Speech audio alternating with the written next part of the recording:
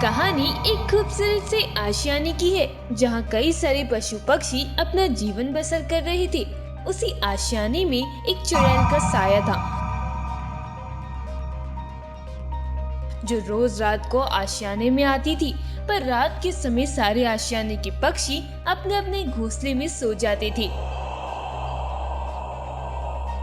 इसीलिए उस चुड़ैल को रात के समय किसी पक्षी का शिकार करने का मौका नहीं मिलता था।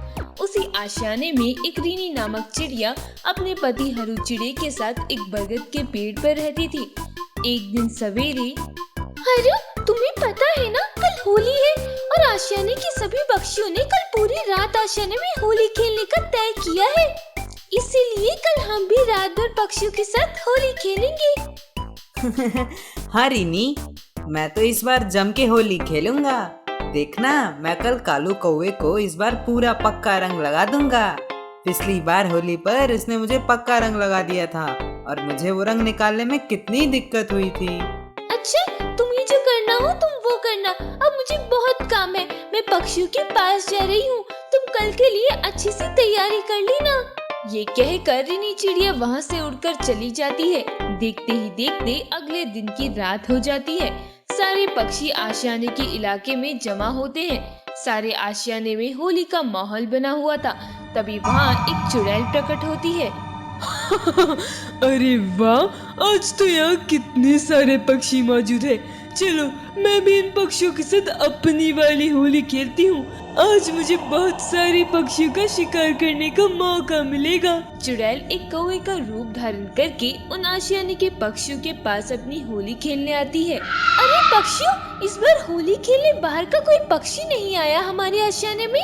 अरे चिड़िया बहन, आप होली का मजा लीजिए ना। चलिए पक्षियों, हम कालू कौवे को पक्का वाला कलर लगाते हैं। वो हर साल पक्षियों को पक्का कलर लगाता है ना, इस बार हम ही उसे पक्का कलर लगा देते हैं। हाँ कबूतर भाई, चलिए आज इस कालू कौवे को भी अच्छा मजा चखाते हैं। सारे पक्षी मिलकर उस काले कौवे को पक्का वाला कलर लगाने जाते हैं। तभी कालू कौवा वहाँ से हट जाता है और सारे पक्षी उस चुड़ैल को कालू कौवा समझकर उस चुड़ैल कौवे को पक्का कलर लगा देते हैं। आखिरकार आज हमने इस कौवे को पक्का कलर लगा ही दिया है। अब समझ आया ना कालू कौवे कि पक्का कलर कैसे लगता है। अब निकालते रहना कई दिनों तक इस रंग को।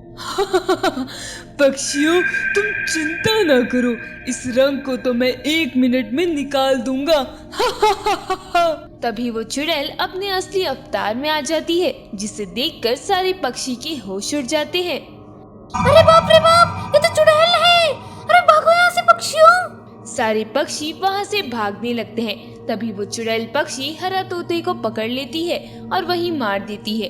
इधर हरू चिड़ा और कबूतर आशियाने के सभी पक्षियों को उस चुड़ैल पक्षी के बारे में बता देते हैं। अरे बाप रे, वो चुड़ैल पक्षी कैसे इस आशियाने में आ गई? तभी वो चुड़ैल पक्षी वहाँ आकर सारे आशियाने के पक्षियों को पकड़ लेती है। पक्षियों, कहाँ भागे जा रहे हो? अगर तुम पक्षियों ने मेरे साथ होली नहीं खेली तो मैं तुम सारे पक्षियों को जान से मार दूंगी। तुम क्यों हमें मारना चाहती हो चुड़ैल? तुम हमारे आशियाने में क्यों आई हो? मुझे तुम सारे पक्षियों के साथ एक एक कर होली खेलनी है। बाज, मैं सबसे पहले तुम्हारे साथ होली खेलना चाहती हूँ। इधर आ।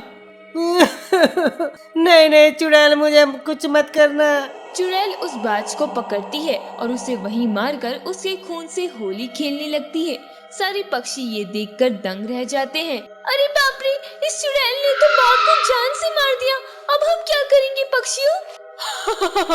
कालू कौवे, अब तू आ, अब तेरी बारी है। नहीं नहीं चुड़ैल, मुझे मत मारना। कालू कौवा वहाँ से भागने लगता है। तभी वो चुड़ैल कालू कौवे को बाज का खून लगाकर उसके साथ होली खेलती है और उसे वहीं मार देती है। इसी तरह वो चुड़ैल पक्षी कई सारे पक्षियों को मारकर उनके खून से होली खेलने लगती है। सुनिए पक्षियों, इस चुड़ैल का खात्मा करने का केवल एक ही उपाय है। ये जो जलती हुई लकड़ी है, हमें इस लकड़ी से उस चुड़ैल को जलाना होगा। मैं पूरी हिम्मत करके इस लकड़ी को उस चुड़ैल के ऊपर फेंकती हूँ।